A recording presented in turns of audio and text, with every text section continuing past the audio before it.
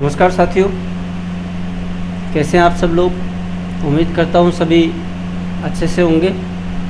आज के वीडियो में डिटेल करेंगे एक बहुत ही इम्पोर्टेंट फीचर टैली का, जो कि आपके डे टू डे अकाउंटिंग में काम आता है। दूसरा, इसकी इम्पोर्टेंस भी बहुत ज़्यादा है। जब आप लोग अकाउंटिंग का काम कर रहे होते हैं तो डेटा सिक्योरिटी एक बहुत बड़ा इशू होता है सभी लोगों के लिए।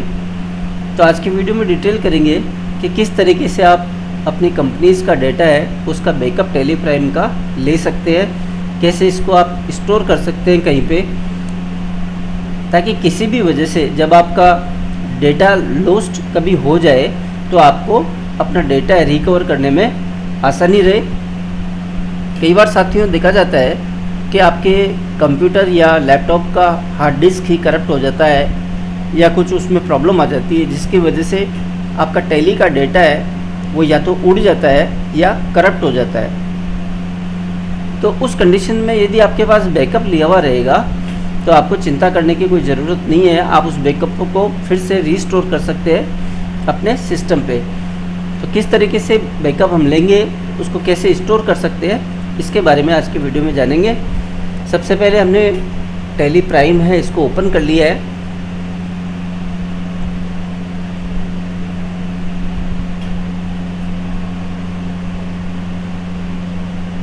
टैली प्राइम के गेटवे पे ही आपको जो जो कंपनीज़ आपने टैली प्राइम में बना रखी होगी, क्रिएट करी हुई होगी, उन सब कंपनीज़ के आपको लिस्ट गेटवे पे ही नज़र आ जाती है।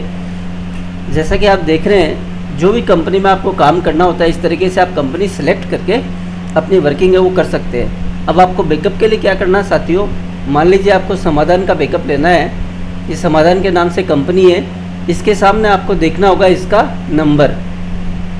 इस कंपनी का नंबर है साथियों 10008, यानी कि आपको जो बैकअप लेना है उस कंपनी का नंबर है, कोड वो है 10008। साथ ही साथ आपको देखना है कि आपका जो डेटा है, यानी कि जो डेटा का पाथ है वो क्या है, ये डेटा आपका कहाँ स्टोर्ड है। तो आप यहाँ पे देखेंगे ये डेटा ई ड्राइव में है।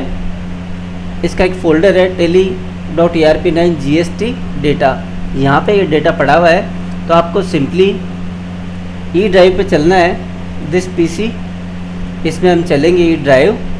यहाँ पे आपको चलना है tally.erp9 GST, इसके बाद आपको फ़ोल्डर नज़र आता है डेटा का, इसको आप क्लिक करेंगे।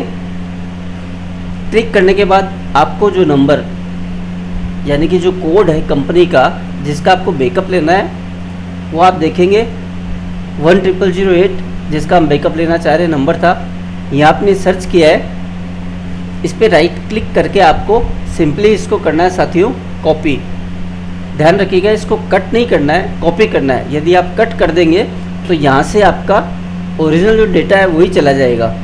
तो आपको डेटा यहाँ भी रखना है और साथ ही साथ इसका बैकअप कहीं और जगह स्टोर करना है, तो आपको यहाँ से कॉपी कर लेना है। कॉपी करने के बाद में साथियों आपको मान लीजिए हमने इसको पेस्ट कर दिया है डेस्कटॉप पे,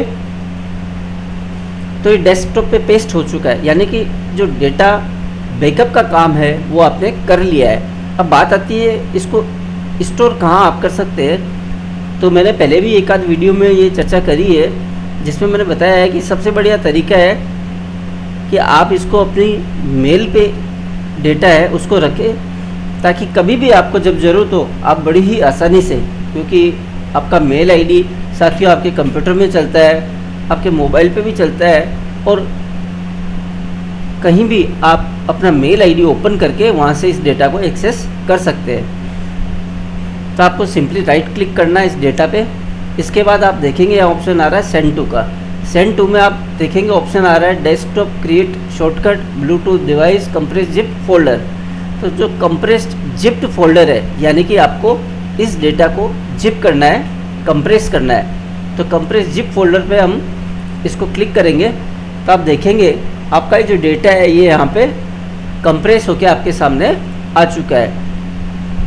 आप पहले वाले जो ओरिजिनल डेटा आपने कॉपी किया था उस पर आप देखेंगे तो यहाँ पे 125 KB है, इसका साइज़ दिखा रहा है ये।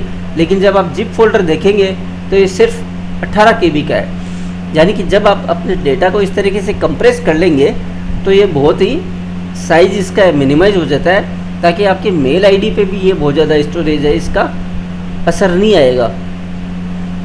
साथ ही साथ आप एक चीज़ और कर सकते हैं साथियों, आप डेटा बैकअप के लिए एक अलग से मेल आईडी भी अपना है वो क्रिएट कर सकते हैं, और ये बहुत ज़्यादा अच्छा ऑप्शन है।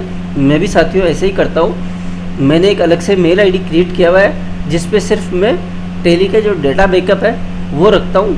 हर एक क्लाइंट का मैंने अलग से फ़ोल्डर वहाँ पे बना रखा है। तो मेल पे ही मेरे को जब भी मुझे चाहिए होता है जिस भी क्लाइंट का डेटा, तो उस समय मैं उस क्लाइंट का फ़ोल्डर ओपन करता हूँ, और वहाँ पे जैसे मेरा स्टाइल है कि मैं 15 दिन में या महीने में बैकअप लेता हूँ जिस भी क्लाइंट का। ज़्यादा वर्किंग है तो मैं 15 दिन में बैकअप ले लेता हूँ, और थोड़ा कम काम है तो उसका 1 महीने से मैं बैकअप ले लेता हूँ। तो डेट वाइज मेरे पास वहाँ पे बैकअप है वो मिल जाता है। तो सबसे बढ़िया तरीका है कि आप एक अलग से मेल आईडी क्रिएट करें, और उस पर ये जो आपने कंप्रेस करके डेटा है इसको आप अटैच करके अपनी मेल पे मेल कर लें। तो आपने जो नया मेल आईडी क्रिएट किया है वो स्पेसिफिकली आपने असाइन कर दिया है आपके टेली के डेटा बैकअप को मेंटेन करने के लिए। ये डेटा आपका हमेशा हमेशा के लिए साथियों सुरक्षित हो गया है। इसके अलावा आपको और बेटर सिक्योरिटी आप चाहते हैं तो एक पेन ड्राइव में भी इस डेटा को आप कॉपी पेस्ट कर सकते हैं। तो आपका डेटा आपके मेन सिस्टम पे रह जाता है जिस पे आप वर्किंग कर रहे हैं, चाहे डेस्कटॉप है चाहे लैपटॉप है।